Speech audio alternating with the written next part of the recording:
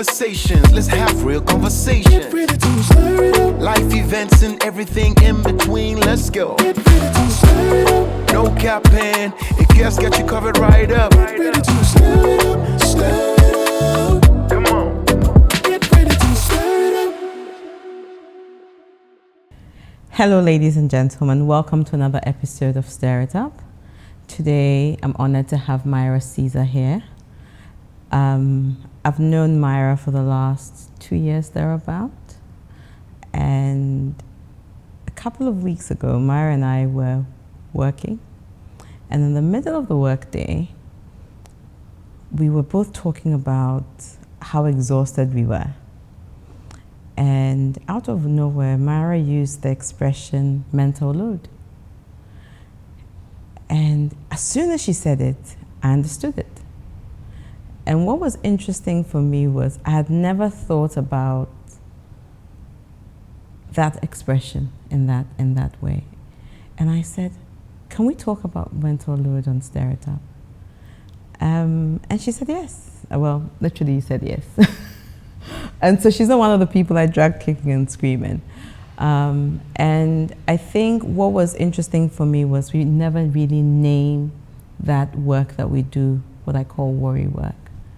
And so we're going to be talking about mental load today. Yes, we are. Thank you for coming. Thank you for having me. It's a pleasure.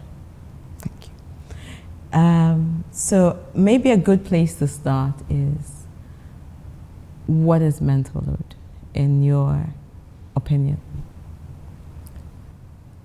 For me, mental load is that unseen burden that most people carry, especially women. Okay. You know, during their day-to-day work lives, home lives, you know, just making sure everything is done, everything is in place. It never really leaves. It's a burden you carry. People don't see it. It's invisible. That's how I would describe it. Okay. Could it also be a bit thankless? I think you're opening up a whole kind of worms. It can be for the most part, and for the most part as well. It's especially because it's not seen, and it's not verbalized, and sometimes we put it upon ourselves. It can be thankless, and sometimes even asking for that thanks can also seem a bit too much. So let me stick on that kind of worms a bit, right? So it can be thankless. So let's think about concrete examples of mental load. So if you were to name things that will constitute mental load for you, what would those things be? Okay. So I'm a working woman. I have so much I juggle on my plate. So you carry that mental load at work. But I think it becomes more obvious, especially at home. Okay. You know, on my way home, I might be driving in traffic, and once it's 7, I'm thinking, have the kids eaten? And if they haven't eaten, then I have to probably make a call. And after I make that call, I'm thinking of breakfast. And I'm thinking, oh, my son he loves fresh bread rolls. So I'm thinking I need to pick some up on my way home. You know, it's from, you know, activities. So did they do their swimming today? You know, did they attend their French lessons? It really is endless and almost incessant. Okay. Yeah. So it's long logistical lists. That's what I'm hearing. Triple L's, yeah. So it's a long logistical list. It's a to-do list. Mm-hmm. It's chores. And what I'm hearing is it the doing of it, or is it the thinking about the doing of it? I think it's the thinking. I mean, part of my job is thinking on a day-to-day basis, and I love ideation. It doesn't feel like a load to me. It's the incessant, long logistical list, as you call it, that never actually quite ends, because it has to do with day-to-day operational deliverables that you have to ensure is done at the end of the day. Or at least you feel like you have to ensure it's done. Okay.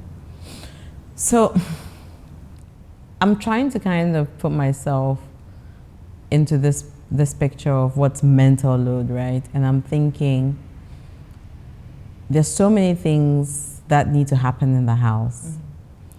And they're all in my head. All day. All day. So laundry needs to go into the washing machine, or there's a bed sheet with a stain in it that needs to be done. So it's like almost like the small detail. A lot of details, a lot of, I should call it, thankless work.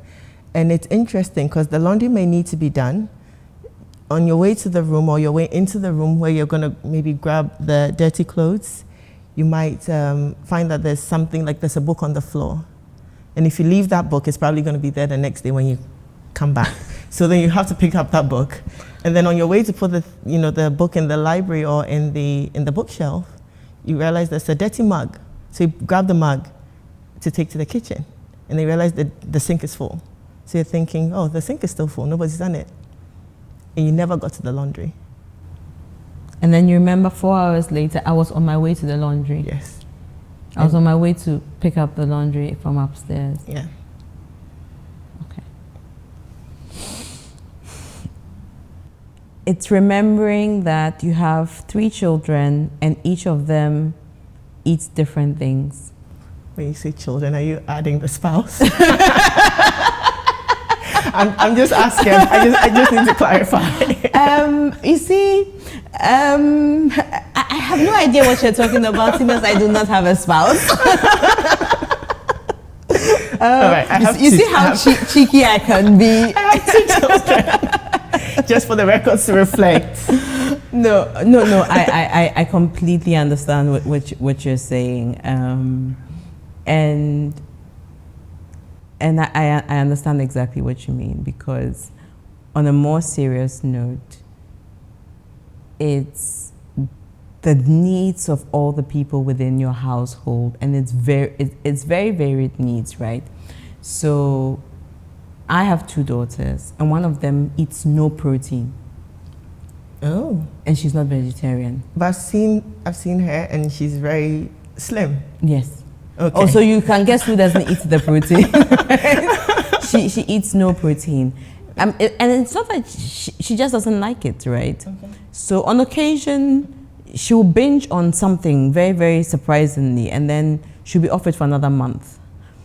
But what's very interesting is just remembering what she would like to eat, and what one would, and then I have one who has a very, very narrow palate and just eats very specific things, and just being able to make sure that all of them are fed. Mm-hmm. And also the irritation of, when I was young, what is put in front of you is what you eat. No, in Beneje, where it's like, right now I need to kind of adjust to your specific needs. Absolutely. It's, for me, another element of mental load. Absolutely. Absolutely. And you have that in a lot of families. And you actually said something. You said those immediately around you. So you think of your household. But if you are in our generation, you probably then still have to take care of your, your parents or your True. guardians. True. So there is some sort of mental load. Have they had their hospital appointments? Have their drugs been refilled? I've done that. I've been there. Yes. Are they healthy and well? Are they missing the kids? Yes. So we really like the sandwich generation that has the mental load, both for maybe your own personal day-to-day living. You have that for your parents or guardians, or those you take care of, and you also have that for your children and the spouse. What? So when I look at my dad, when I was growing up, my dad works the traditional 8-hour day, even if that, because my dad would leave the house at 6:30 in the morning, and by 2 p.m. he's back home. He would go to the clinic, he would work, and he's back home at 2, maybe 3 o'clock at the latest.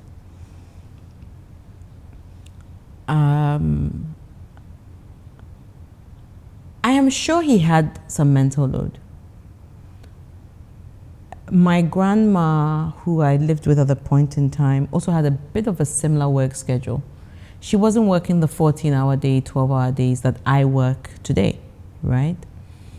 And you probably work today. I was going to say, do not say anything, okay. Because we are by the roadside.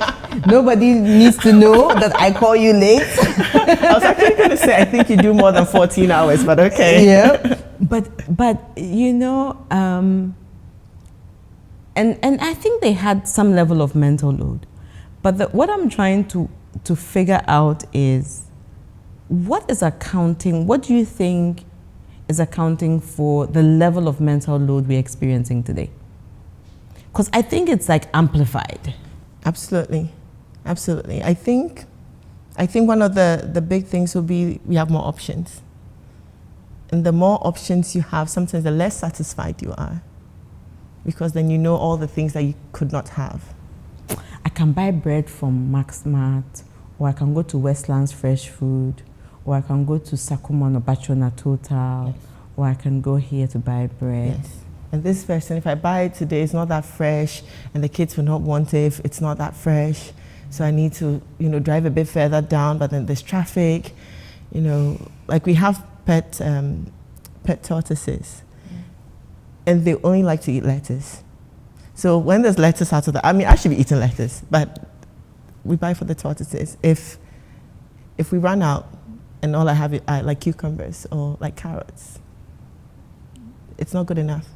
So even that, even having pets can add to that mental load, because it's one extra thing you need to do. And if the lettuces are out, they probably wouldn't eat, because that to-do list sits with one particular person. Wow. Exactly. Okay. So we have more options. We've changed our lifestyle, okay. And we see more, we want more, and that adds to that mental load. So options? Options, definitely. Social media? 100%. 100%. 100%. Social media is a big one as well. Just societal pressures as well. So what others expect of you. So you can decide, I actually don't want to do this.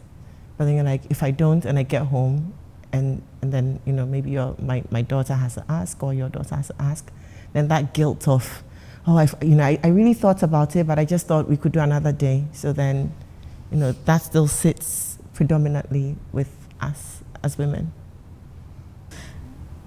My role as a woman, if I look at my grandma's generation, I think that, or even 2 or 3 generations back, they were more caregivers, and yes, they contributed heavily to the family, both as caregivers and also financially to different extents, because they'll be trading, they worked as well, right? But a lot of their role was very well defined. But I find that more as women have also become professionals, and they've increased in terms of their financial responsibility in the household. I'm sure that also increases mental load for women. Absolutely. I think there was a research, I can't remember the source, but there have been different studies, but there was a research that basically alluded to the fact that even as more women are breadwinners in the family, so there are a lot of dual households, you would still find that the mental load still sits predominantly when it comes to the household, still sits with the women. So basically take on that extra responsibility of being a breadwinner, or at least supporting with the financials in the family, without actually ever giving up all the other bits of work. So you've kind of given me a thought, and this is a very, very random question. Okay. Mental load for men. So I think that, and we're going to hazard a guess here. So be careful what you say, otherwise, Charlie, they're going to come for us. Okay, all right, all right. So if we were to hazard a guess, what does mental load for men look like? I think it has to do with them recognizing that they can delegate in a way, and hear me out. So men do have mental load, we can't dismiss that, they definitely do. I can't speak for all men, but definitely, they have, especially when it's financial. for the most part, men take care of the finances in their households, even with modern families. So you have, they have that, and maybe they have their own things that are on their plates that they need to sort out. It might be work related. But when I see, let's use dishes. If I see dirty dishes, or let's use a laundry, I feel like I need to be doing it, or I need to make sure someone does it.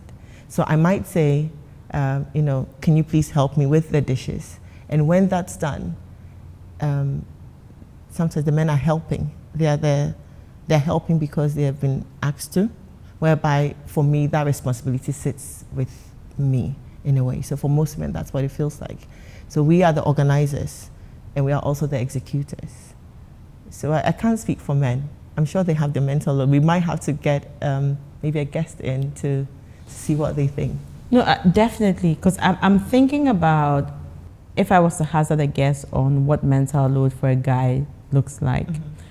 I would say, for example, it could be it's the financial that you just talked about, but it could even be as simple as, and it could be work, right? But I also think that they actually do care, right? Oh, absolutely. And maybe it's the transition from it being mental load to action that there's a lag. Absolutely. And I'm assuming here, right? Because when I talk to my male friends or my cousins who are guys, or I talk to even my dad, right? And you get into a space where they are sharing their point of view, you can tell that there's a lot of care, and they see the gaps and they see the things that they should be doing differently, right? It's just that the intent to action, there's always a bit of, I like to call it a lag. We like that word. You like the word? I like the word. It's almost like, it's a delayed reaction. It works. And in that delay, we pick it up. And in that delay, we pick it up. Yes. But maybe we shouldn't pick it up. Yes. So I'll Because tell you. Who asked us to pick it up? Nobody. So I'll tell you an interesting story. So I relocated recently from the UK. I think some people would know that. And so I came with the kids. So Habi was amazing. He just made sure everything was done, and he really helped with the moving, because I did get overwhelmed. So he made sure it happened, and we moved back. And then he stayed in the UK for a little bit. And for the most part, he was on his own.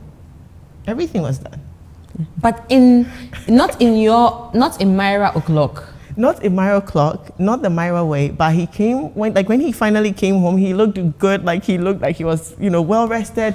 And well fed. He was feeding himself, it was working. But when he's there, you feel like it's 7, it's 8. You need to stop what you're doing, make sure there's dinner and all these different things that we put on ourselves. But I also find that it starts very early on. It starts very early on. So there was a time that my daughter was, I asked my daughter's older. I have a son as well. So I asked my daughter to do the dishes. And my son was playing on the video game. And I was on the phone with my brother. And he was like, why is he not helping? And I was like, oh, he's a bit young. He was like, no, let him do something. Don't let him feel like it's okay to have his sister doing dishes whilst he's watching TV.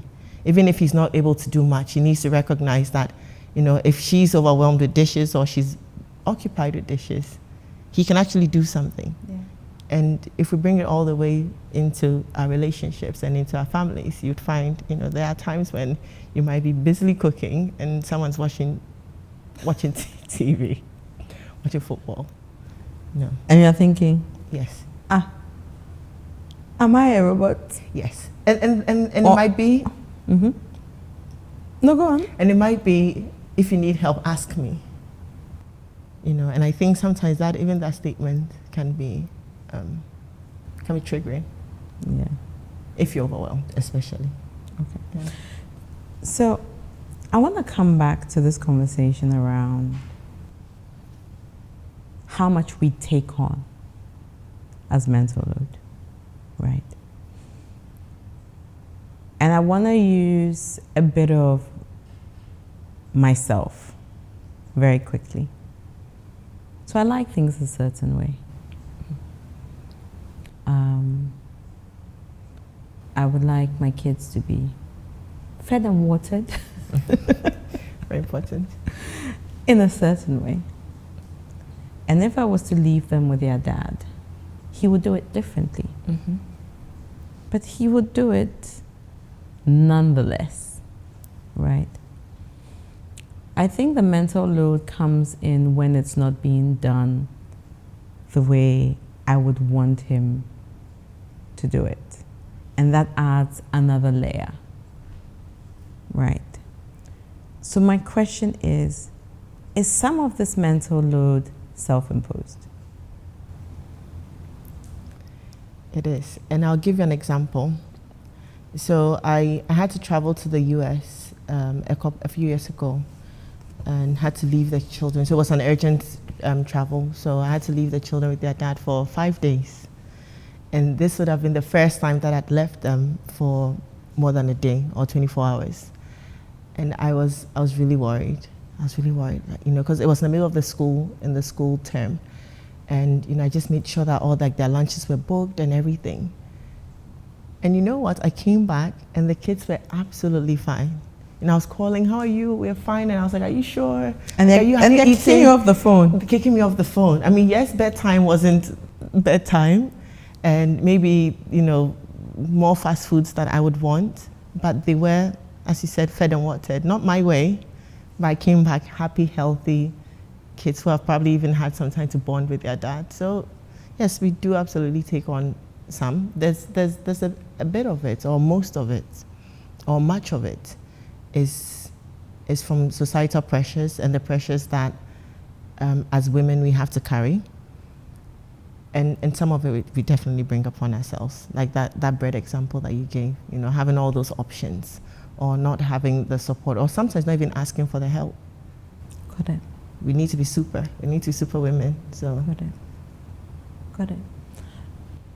I as we are having this conversation, I'm even beginning to think about the things that I carry that I can begin to say, you know what, it's not a deal breaker. It's not the end of the world. It doesn't have to happen this way, right? Because I feel like as a society, we are very, very sprung out and we are very, very stressed. And it doesn't have to be that way, you know? And so, and when we have that mental load, Charlie, we transfer some of it to we transfer the pressure to all the people around us. Yeah, you're snapping, you're irritable, you're banging things around in the kitchen. You know, having sometimes you're even doing all this and your partner might be completely oblivious, or the kids might be oblivious. Yes, or the kids might even be oblivious. And you end up saying, "No one's helping me," and that spills out. Yeah. It doesn't help anyone. Yeah. So that dovetails nicely into when we have all this mental load, what's the effect on us? Generally, it compounds the stress. We're more stressed. Absolutely. We're less fun. Yes. We are PMSing all the month, the whole month, yes. So definitely less fun. It has an impact on our relationships because we are probably not communicating as we should.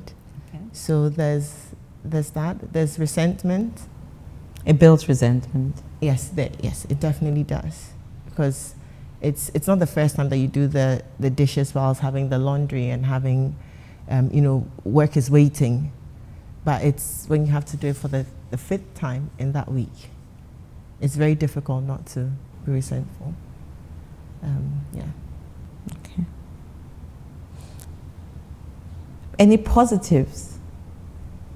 Because Yes. surely there must be one positive. Surely, please tell me that all this crazy lists I have in my head from morning to evening, Yeah. there must be one or two positives that come out of it. Absolutely. It shows that you care. Good. You know, think about how excited your kids get when you bring in that thing they asked for maybe a few days ago. It shows that you care. It shows that you pay attention to the detail. So that there's that. Okay. Good. Okay. For selfish reasons, it makes us feel useful. Like, I do things this way in my house. Relevant. We're relevant. Okay. I do things this way in my house. You know. I mean, for the people around us, we are actually, when we execute, we're actually doing, for the most part, so I mean, there are social constructs and there are duties as women that we still have to do, no matter how modern we are. Maybe that's my interpretation of what a woman is. And it's part of being a mom or being a woman, even if it's a working woman. It's just part of So who we it are. kind of feeds into that nurturing construct as a woman, Yeah. and so it shows that you are living to your responsibility. Yes. So that long list I have in my head makes me feel relevant. It shows that I care, and it validates me as a good mom. Absolutely. And absolutely. How good do you feel when your kids look like really proper, neat? Maybe dad may not feel the same way. You might think, oh yeah, like they look fine, you know. But Yeah. you're thinking, like I'm thinking of, you know, the uniforms. Like I've always started thinking of but uniforms. your kids are truly a reflection of you. Absolutely. Is it for the mom or the dad? For the mom, for mothers, the kids are a reflection of you. But even for fathers, your kids' academics are a reflection of you. The way your kids present themselves are a reflection of you. The way your kids behave. I think for all parents, actually, because if a dad takes his kids out, when you take your kids, as a father, when you take your kids for soccer, the way they play, the way your kids do well in school, all of that are really a reflection for you, for parents, I would say. Absolutely. May I challenge that and say, Please but do. if the kid is misbehaving, It's not a reflection of you, for the other parents. This one is not from my family, it's from the father's side. And then if it's from father, no. This is your mother. This is all your mother. Yes, exactly. Yeah. Exactly. No, I agree. I don't disagree. I think it takes a very, very kind of special person to acknowledge when your kids do something that is not positive and takes after you.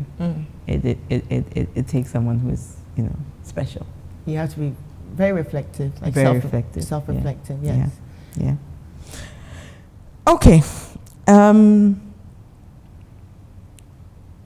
One last thing before we go into reflections of how we begin to manage, you know, mental load. When I think about how stressed we are today, and this is across for both men and women,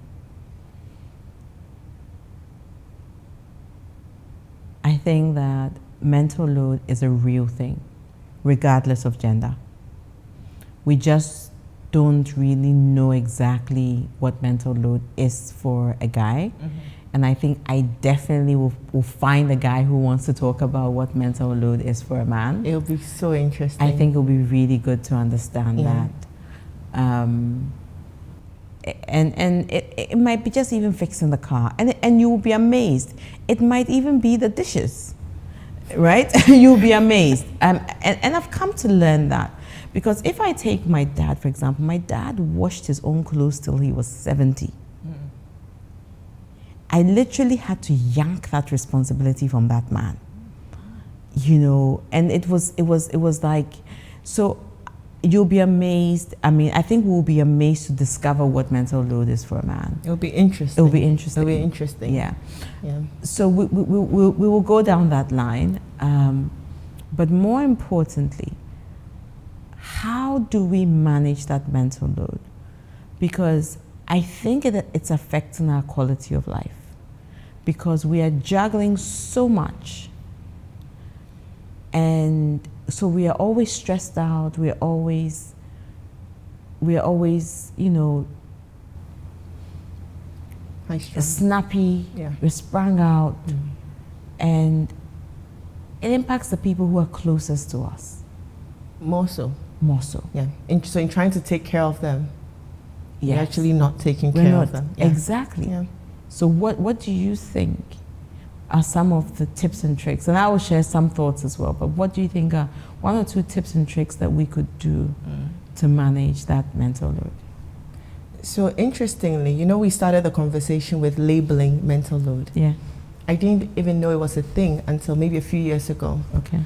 For the longest time, I realized that I couldn't have a quiet mind. I don't know if I'm explaining it properly. But Your mind was always, there was something. There was always something. I could never sit and have nothing in my mind. I mean, but men always sit and say there's nothing going on in their mind though. Do you know when you ask a guy and you say, oh, what are you thinking about? And they say nothing. Yeah.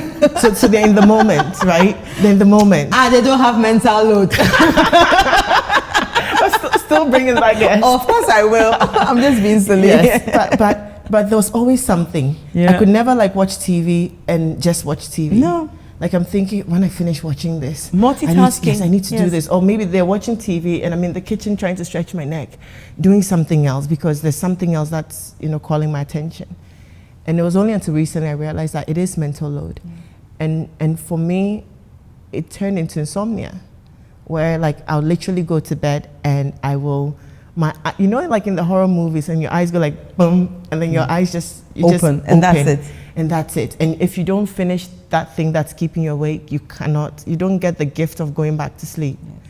And if that means 5 a.m., I used to literally sleep at maybe 10, wake up at 2 or 3 consistently. And I thought it was to pray. So yes, of course, you do the religious thing and pray. And then after that, you still can't sleep because you have all these things. And I had to start brain dumping. I had to find a way to let it out. So if it's out of my head and it's maybe on my phone, so I have a notes app on my phone. If I can put that on my phone, then I realized I could actually go back to sleep. Okay. So that helped tremendously. Okay. And then anyone who's worked with me would know my love for Trello. There was no way I was going to finish this without mentioning Trello. Yeah. So, and that saved me, I would say. And I know it's probably a bit dramatic to say, but it was just being able to organize all the chaos in my head into lists that I could come back to, because I was afraid of not holding on to all those things that needed to get done. That helped tremendously. But thirdly, communicating. Just asking for the help. I know it can lead to resentment to ask because you feel like, they should know. My kids should know they need to do this. Or, Javi should know he needs to do this. But we're all wired differently. So in seeing those differences, it's, you can communicate. Look, I'm struggling a bit with this.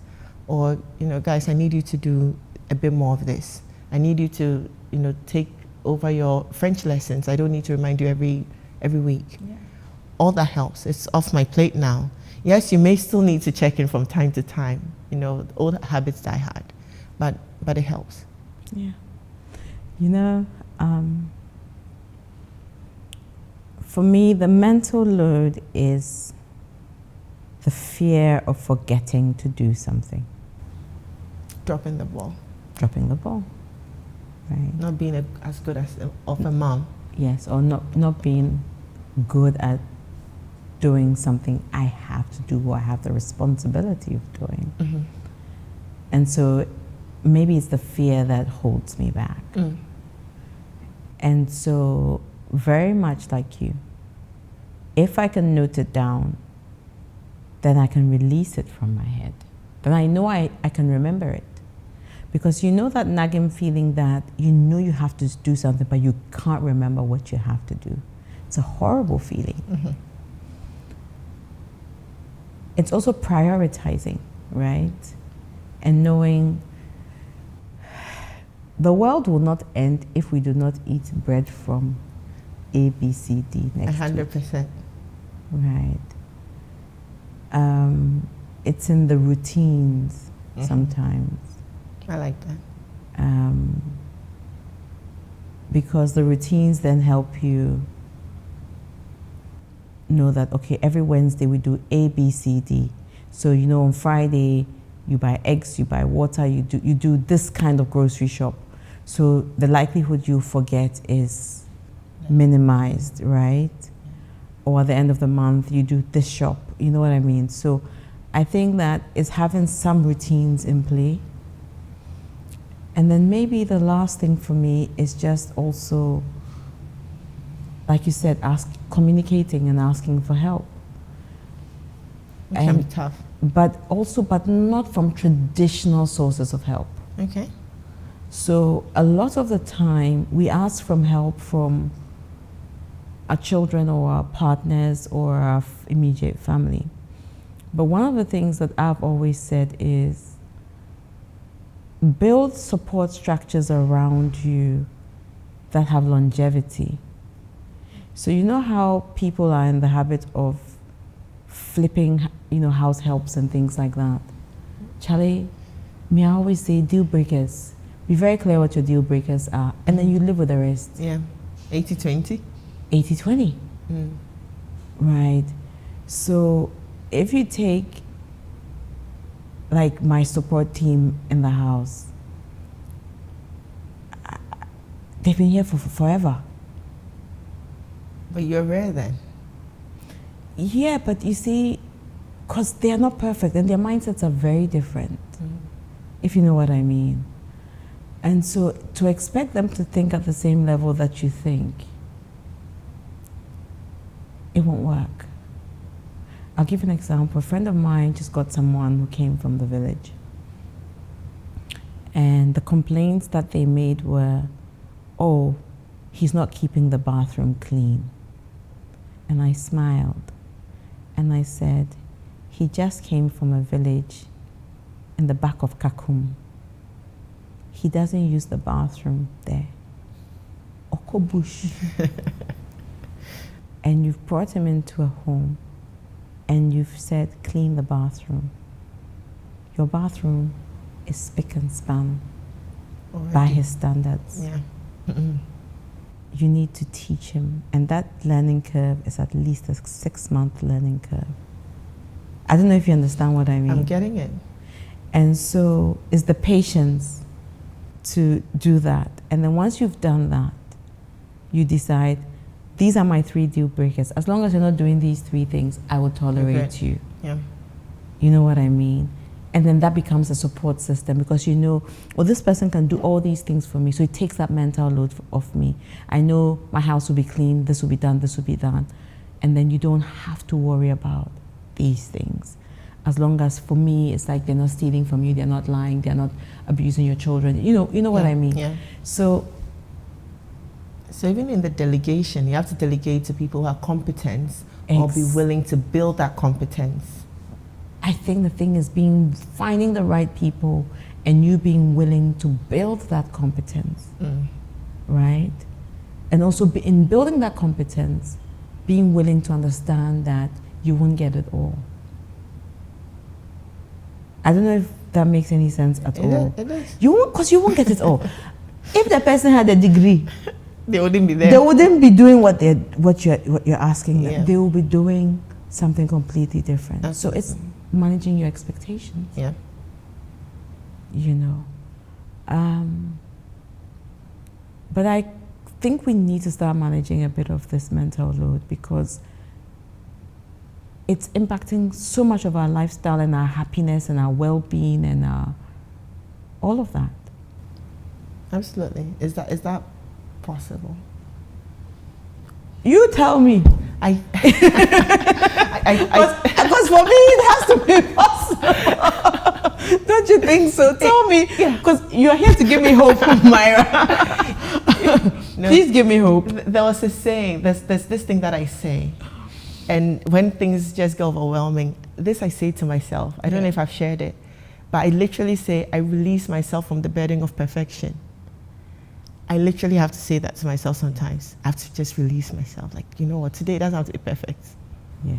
And when I do, I find that I can move on. I can do the next thing. There's still stuff on the to-do list, but... Can you say that again? I release myself from the burden of perfection. Akua, I release myself from the burden of perfection. Because it gets done. Yeah. It will get done. Yeah. Like, I mean, you've actually even already said that in terms of delegating and building that competence. And you won't get it all. Yeah. It's in trying to get it all. That we get the load. Yeah. Trying to be superwomen. Thank you. So here's to the fun part of all of this. Cocktails. Okay. So I've made you a cocktail. Okay. The only requirement is just to tell me 2 things in the cocktail without mentioning a brand. Okay. So let's see what you get. And do not tell me there's ice in the cocktail. Because I've had guests who've said things like there's ice in it, there's this in it. Tell me what liquid there is in it. Okay. And let's see how well you do. Cheers. Cheers. You're supposed to look in my eyes as you say cheers. Cheers. Cheers. That wasn't weird. No, it wasn't weird at all.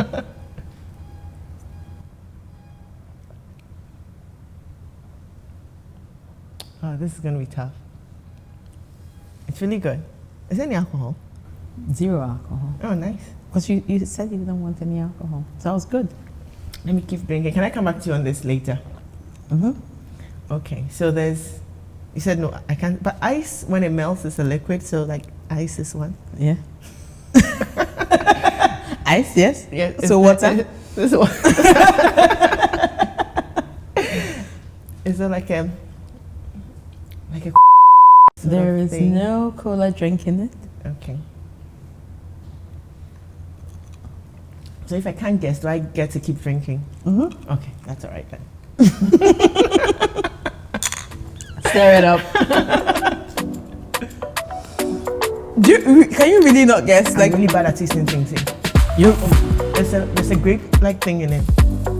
No. Hey, wait, I'm coming. Medasana something. No. Come on, we're done.